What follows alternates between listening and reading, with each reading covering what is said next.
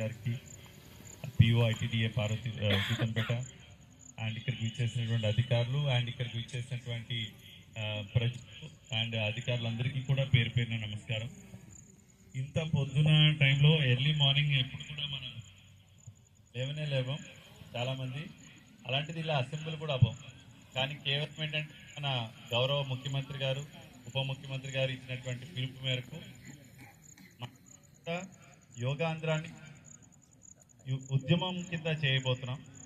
అందుకే మే 21 నుంచి జూన్ 21 వరకు కూడా ఈ కార్యక్రమాలు నిర్వహిస్తున్నాం ప్రతి చోట కూడా. ముఖ్యంగా దీని అంతటి యొక్క ముఖ్య ఉద్దేశం ఏంటంటే 11వ అంతర్జాతీయ యోగా దినోత్సవం మనం జూన్ 21న గౌరవ ప్రధానమంత్రి గారు కూడా మనకి విశాఖపట్నం రాబోతున్నారు. సో దాని ప్రాముఖ్యతను అనుసరించి ఈ నెల రోజులు కూడా మనం యోగా కార్యక్రమాలు చేపడుతున్నాం. అయితే ఇవాళ ఇంకోటి గమనించాల్సిన విషయం, ఇవాళ ప్రపంచ పర్యావరణ దినోత్సవం కూడా. అండ్ ముఖ్యంగా డైలీ మనం అరగంట కనుక ప్రాక్టీస్ చేసినట్లయితే మనకు తెలియకుండానే మన ఆరోగ్యం చాలా బాగుంటుంది, హెల్తీగా ఉంటుంది.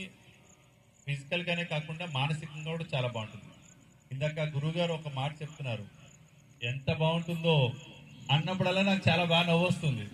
అంటే ఆ తెలుగు పదం ఎంత బాగుంటుందో అన్నప్పుడల్లా ఏంటంటే మనకు తెలియకుండానే మనకు మనసులో నిజంగానే బాగుంటుంది అది. So prevention is better than cure అంటారు. అంటే మనకి రోగం వచ్చిన తర్వాత హాస్పిటల్కి వెళ్ళి ఎంత చేయించుకున్నా కూడా వాడికి ఆనందం అయితే ఉండదు. ఆ రోగం రాకుండా చూసుకోవడం అనేది చాలా చాలా ఇంపార్టెంట్.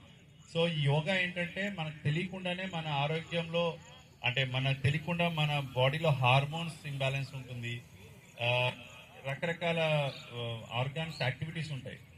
యాక్టివిటీస్ అన్నింటినీ కూడా ఒక క్రమబద్ధీకరించడం, అంటే ఒక ప్రాపర్గా నడిచే విధంగా చేయగలిగేది. ఈవెన్ మనకు ఉన్నటువంటి ఎముకలు కానీ, కీళ్ళు కానీ, నరాలు కానీ అన్నీ కూడా సరిగ్గా పనిచేసి రక్త ప్రసరణ, ఆక్సిజన్ సరఫరా ఇవన్నీ కూడా క్రమబద్ధీకరించడానికి యోగా చాలా ఉపయోగపడుతుంది. అంటే ఇది ప్రివెన్షన్, అంటే మన అన్ని రోగాలు రాకుండా ఆపగలిగేది యోగా మాత్రమే. ఇది మన భారతదేశంలో ఋషులు కనిపెట్టారు, పతంజలి యోగ సూత్రాలు రాశారు, ఎంతోమంది ఋషులు దీన్ని అనుసరించారు కూడా. అది మన భారతదేశానికి వచ్చినటువంటి వారసత్వ సంపద ఇది. సో ఈ యోగాని మనం ప్రతి ఒక్కరం కూడా పాటించాలి, ప్రతి ఒక్కరు దాని జీవితంలో భాగస్వామ్యం చేసుకోవాలి. అరగంట పాటు యోగా చేయడానికి నాంది పలకాలి.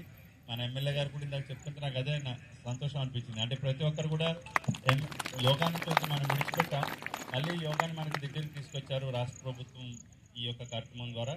సో అందరూ కూడా యోగా కార్యక్రమంలో పాల్గొన్నందుకు సంతోషం వ్యక్తం చేస్తూ అండ్ గురువు గారికి ధన్యవాదాలు. Thank you.